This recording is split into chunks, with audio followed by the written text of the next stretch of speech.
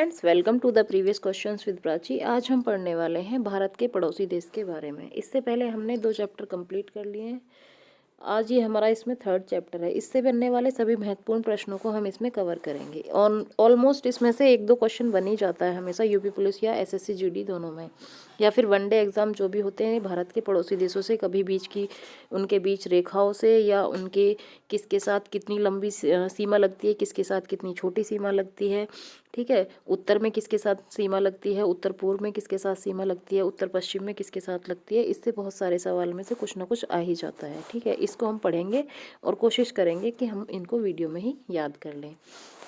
भारत के पड़ोसी देश के बारे में पढ़ते हैं। ठीक है, भारत के पड़ोसी देश, इसको तो सब जानते हैं। पाकिस्तान, अफगानिस्तान, चीन, नेपाल, भूटान, म्यांमार, बांग्लादेश, मालदीव और श्रीलंका। ठीक है, तो ये भारत के क्या हैं, ये भारत के पड़ोसी देश हैं। इसको आगे हम मानचित्र के माध्यम से भी समझने की कोशिश करेंगे। भारत की स्थलीय सीमा उत्तर में चीन और नेपाल से लगती है। यानी उत्तर बोले तो अगर हम इसको उत्तर, दक्षिण, पूर्व और पश्चिम, तो उत्तर में हमारी जो सीमा है वो चीन और नेपाल के साथ लगती है। उत्तर पश्चिम में यानी यहाँ पे ये अफ़गानिस्तान के साथ लगती है। पश्चिम में पाकिस्तान, पूर्व में बांग्लादेश, म्यांमार और उत्तर पूर्व में भूटान से मिलती है। ये अभी पढ़ने में थोड़ा अजीब लग रहा है, लेकिन अगर हम इसको मैप से देखेंगे तो हम इसके बहुत अच्छे से समझ सकते हैं। ठीक है, जैसे ये हमारा मैप है, हम इसको आसानी से यहाँ से समझ सकते हैं। ये हमारा भारत का मैप है। ऊपर है हमारा, ये नॉर्थ है, ये साउथ है, ईस्ट और वेस्ट।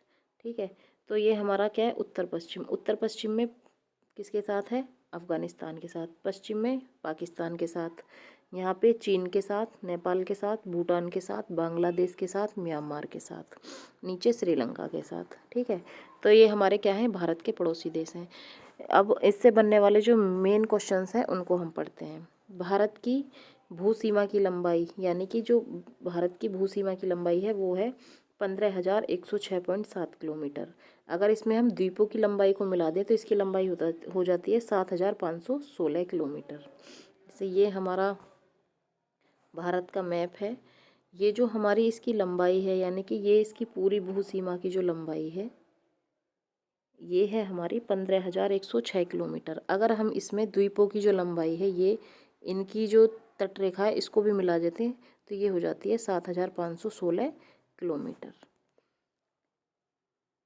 भारत की सबसे लंबी स्थलीय सीमा बांग्लादेश के साथ लगती है। जाहिर सी बात है, सबसे लंबी स्थलीय सीमा किसके साथ लगती है, बांग्लादेश के साथ। और सबसे छोटी स्थलीय सीमा ये कॉर्नर में अफ़गानिस्तान के साथ लगती है। ठीक है, हमारा उत्तर में हिमालय, दक्षिण पूर्व में बंगाल की खाड़ी और दक्षिण में हिंद महासागर, दक्षिण पश्चिम में अरब सागर भारत की प्राकृतिक सीमा निर्धारित करते हैं। इसको हम मैप से देखते हैं। हमें क्या बताया है, ये है हमारा, जैसे हमने इसको मान लो डिवाइड कर दिया। ठीक है, तो ये क्या है, साउथ ईस्ट है। ठीक, ये नॉर्थ ईस्ट है, ये नॉर्थ वेस्ट है और ये साउथ वेस्ट है। तो दक्षिण पश्चिम में अरब सागर के साथ, दक्षिण पूर्व में बंगाल की खाड़ी के साथ और दक्षिण में हिंद महासागर के साथ। अगर इसमें बहुत सारे क्वेश्चंस दिए हुए हैं मैप में। अगर हम इसकी ज़मीनी सीमा की लंबाई की बात करें तो 15,200 किलोमीटर है, और समुद्र तट की लंबाई की बात करें तो 7,517 किलोमीटर है। जो मुख्य भूमि की तटरेखा है, यानी कि ये जो मुख्य भूमि है इसकी जो तटरेखा है इसकी लंबाई है 6200 किलोमीटर। इसमें अक्षांश और देशांतर की के बारे में हम बात कर सकते हैं। हमारा जो देशांतर है वो है 68 डिग्री 7 मिनट से 97 डिग्री 25 मिनट तक। ये क्या है, हमारा पूर्वी देशांतर है। यहीं से हमारा 82.5 डिग्री देशांतर भी निकलता है, जिसे हम भारत का मानक समय कहते हैं। 82.5 डिग्री भारत के 5 राज्यों से होकर गुजरती है, यूपी, एमपी, एपी, छत्तीसगढ़ और उड़ीसा। यानी कि कौन, उत्तर प्रदेश, मध्य प्रदेश, उत्तर प्रदेश, आंध्र प्रदेश और मध्य प्रदेश, और उसके बाद है छत्तीसगढ़ और उड़ीसा। भारत के उत्तरी बिंदु को हम इंदिरा कॉल कहते हैं। दक्षिणतम बिंदु को हम इंदिरा पॉइंट कहते हैं, जो अंडमान निकोबार द्वीप में है। और तमिलनाडु का साउथ ईस्ट पॉइंट कन्याकुमारी है। इसी बार सीरीज़ में अगर हम देखें तो पूर्वी बिंदु को हम किब्यूथी कहते हैं, जो कहाँ है, जो कि अरुणाचल प्रदेश में है। और गुहार मोती हमारा कहाँ है, ये है हमारा गुजरात में। अगर हम देशांतर की बात करें तो भारत का जो अक्षांश की बात करें तो भारत का अक्षांश मुख्य भूमि से 8 डिग्री 4 मिनट से और 37 डिग्री 6 मिनट के बीच में है।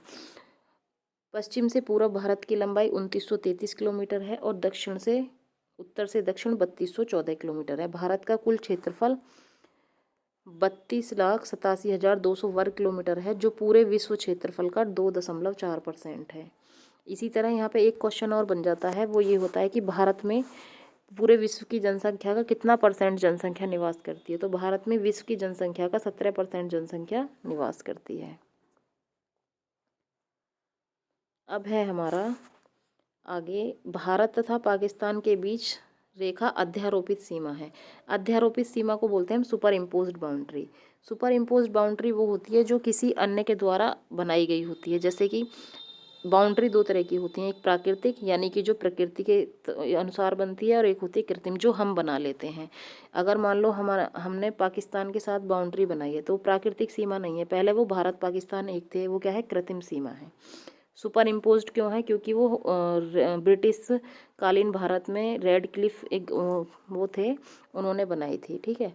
अध्यारोपित सीमा एक ऐसी सीमा होती है जो किसी बाहरी शक्ति द्वारा आरोपित की जाती है। ठीक है। तो 1947 में भारत और पाकिस्तान ने ग्रेट ब्रिटेन द्वारा अध्यारोपित सीमा को साझा किया था। इस रेखा को हम क्या कहते हैं, रेड क्लिफ रेखा कहते हैं।